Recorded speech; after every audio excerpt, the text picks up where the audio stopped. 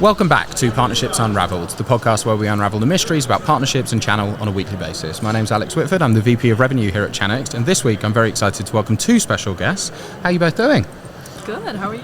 Yeah, I'm excited to have you both on. We're live at Pax8 and we're talking all things MSP, Pax8 and Microsoft and what AI is going to do to that whole world. Maybe, Emmy, you can kick us off with a bit of an introduction about who you are and what you do. Yeah, absolutely. So my name is Emmy and I work with the Copilot Studio go-to-market strategy. So I've been working with partners for the past, I would say, 10 years. Awesome. And Brittan? Yes, I'm the Global Director of Microsoft Modern Work and Microsoft Security here at Pax8. So I help partners find success all across the globe. So I sat in yesterday's keynote and it was amazing to sort of hear the vision in terms of where the market's headed. Unsurprisingly, sort of agentics and AI is becoming the sort of be-all and end-all for where, one, what end users will want to consume in terms of the improvements, but also what the market is going to demand in terms of how we move forward. We are speaking to the expert in terms of what Microsoft's AI message and product stack looks like. Maybe talk us through what the vision is. Yeah, definitely. So we actually envision for every user to have a Copilot and for every business process to have an agent. And then if I'm to unpack what that actually means, if we sort of pause on the fact of every business process having an agent, that means that we're going to work with a wide range of agents. Like imagine a time where we might work with 100 agents on a daily basis. So then the question is like, feeling a little bit overwhelmed and like, how are we going to do that? How are we going to access these agents? And that's essentially where Copilot will come in as the UI for AI. And Copilot will serve as that entry point. I mean, you can almost think about Copilot as your digital chief of staff that will help you to access these agents. And you can simply mention an agent essentially in Copilot, and that's how you will collaborate and sort of work with them. And that's why it's so important. Like Copilot obviously brings other values as well as being that personal AI assistant and sort of reasoning over information within Microsoft 365. And then agents will serve as the entryway to reach data outside of Microsoft 365. So that's sort of how you will apply AI across your business, whether it is in M365, in your CRM system, in your business applications, in your ERP system. But that's sort of how the vision comes together. And then from a partner standpoint, because I get a lot of questions around how do I monetize Copilot Chat? Because it's a free product essentially. You essentially monetize it through agents because that's where you will drive consumption and that's where you will be able to build services. I think the bit that I think is most relevant to the MSP community, it's also where you drive stickiness, right? Because if you've built someone's agentic workflow and you own that workflow, you are, I don't want to say impossible to churn, but basically impossible to churn, because if I have to press off, it would be like deleting your CRM, right? It would pause all function within a company, especially once we have that level of adoption. Yeah, and the thing is that users won't want to actually interact with these systems in the future. Like I was talking with a friend that changed from sales to marketing, and I asked him how do you like marketing? And he was like, well, the best thing is now I don't have to be in a CRM ever again. So it's like people spend so much time in these business systems, and yes, we have nice user interfaces, but we still we input information, we extract information, it takes a lot of time. So having the ability to work through AI and do that work is just so beneficial and time-saving. Maybe Brittan, coming to you, how do you help articulate the outcomes towards the MSPs? I think, we're talking about revenue increase, but also reduction of cost. We're talking about improved stickiness, retention rates. How do you sort of evangelize and take partners through that vision? Absolutely, that's a great question. One of the things that you mentioned is about that agentic stickiness, and it's really that by leading with use cases and business outcomes in agents, you're really allowed to embed yourself as a part of the business structure of your customers. So it creates this incredible ongoing relationship that really feeds the MSP channel.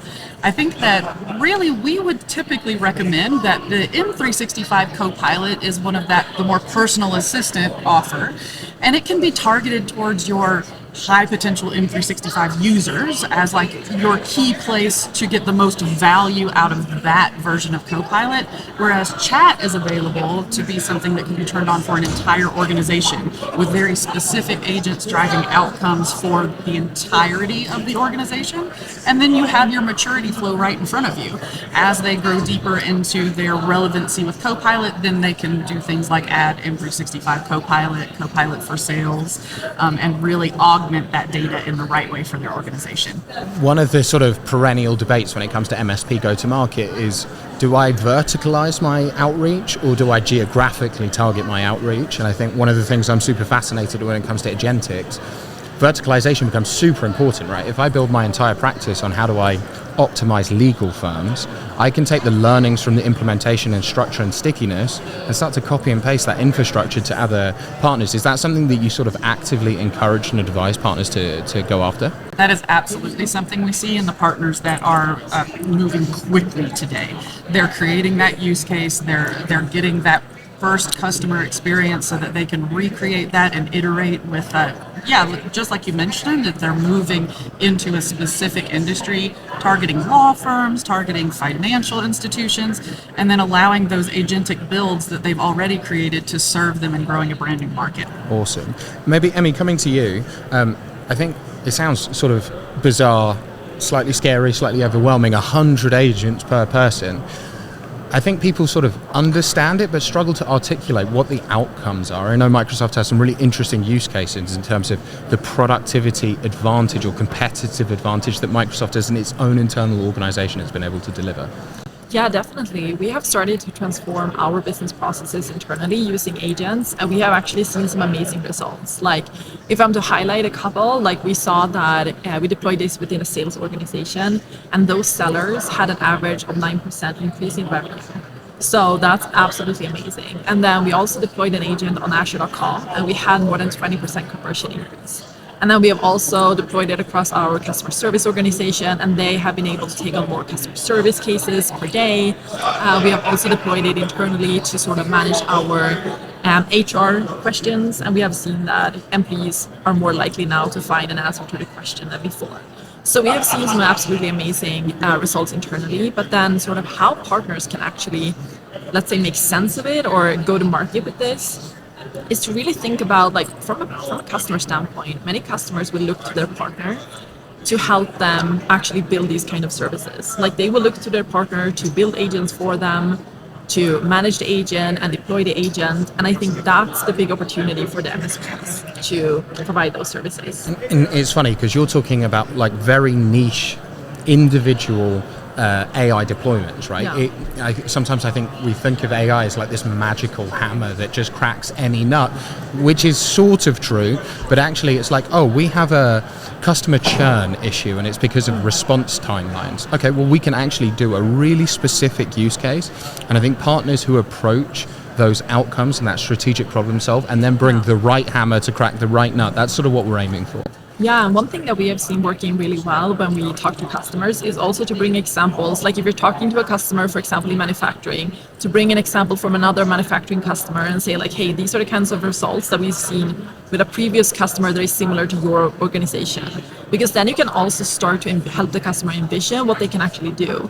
Because with agents, you can deploy it anywhere. So you need to give a few examples to get the customers to really understand the opportunities. And MSPs live on referrals, right? So my view is actually it'd be great, we can take the use case from one manufacturer to another, but actually you can just get the manufacturer to walk you in because they're in their own ecosystems, they're in their own bubbles. And if you are I keep using the legal practice one, but hey, contract creation is a very language model heavy function. So it's where AI is super simple to deploy.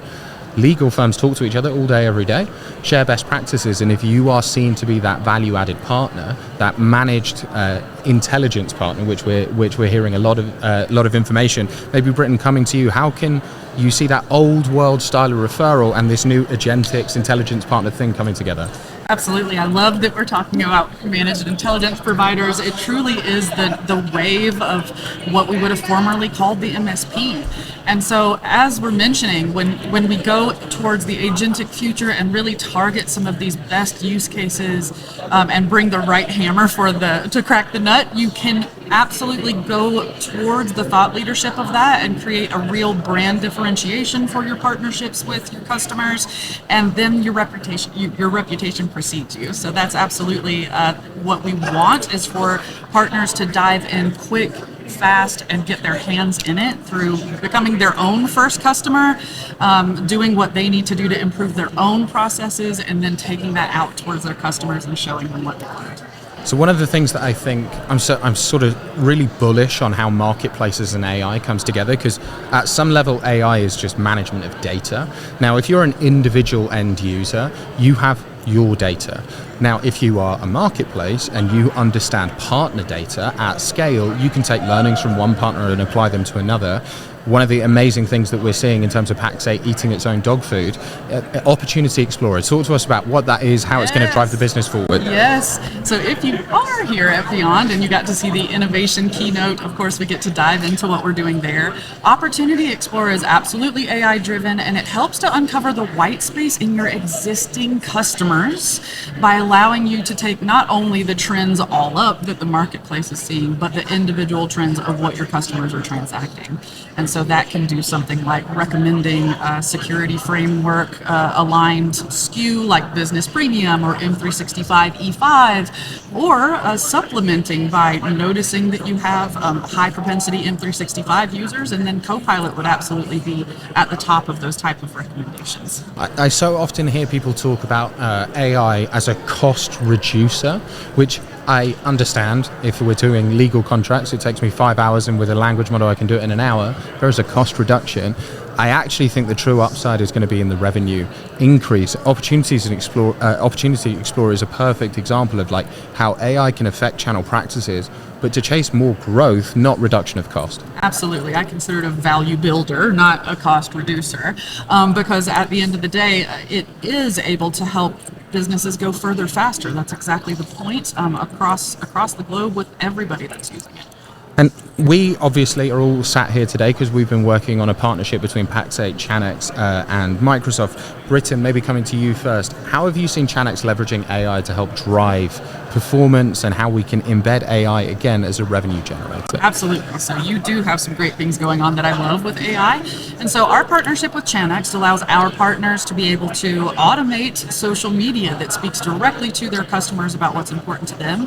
And what I love is that you have an AI capability to really speak in the partner's voice and allow that to come to their customers in a way that feels identifiable and doesn't feel as if it may be going through a platform that's providing it. It really takes that personal touch and allows them to be in the market as themselves, but without having to have that hand-on touch. Well, we always appreciate the personal touch at Partnerships Unraveled, which is why we ask our current guest to recommend our next guest. Who did you have in mind? So from my end, I would love to recommend a woman called Lisa from Microsoft, and she works with the partner development. And I think it could be really interesting to have her on because she will be able to give the perspective of like working with partners every day. Awesome. I'm excited to have Lisa on. Thank you both so much for coming on. It's been awesome. Thanks for having us.